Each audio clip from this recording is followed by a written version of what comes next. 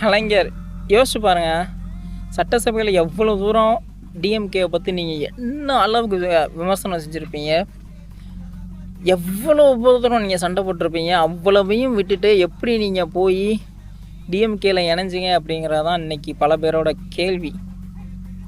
ஏன்னா நான் முன்னாடியே சொன்ன மாதிரி ஒரு சாதாரண எம்எல்ஏவோ இல்லை எம்பியோ, சாதாரணமாக எம்எல்ஏ எம்பிங்கிற சாதாரணமாக இல்லை, இருந்தாலும் ஒரு பேச்சுக்கு நான் சொல்கிறேனே, சாதாரணமாக ஏன்னா எம்எல்ஏவோ எம்பியோ இல்லை ஒரு அடிமட்ட தொண்டனோ இல்லை ஒரு கவுன்சிலராக இருந்தோ இப்படிப்பட்டவங்க போய் அங்கே போய் சேர்ந்துருந்தா அதில் ஒரு மிகப்பெரிய ஒரு பேசு பொருளாகவே வந்திருக்காது.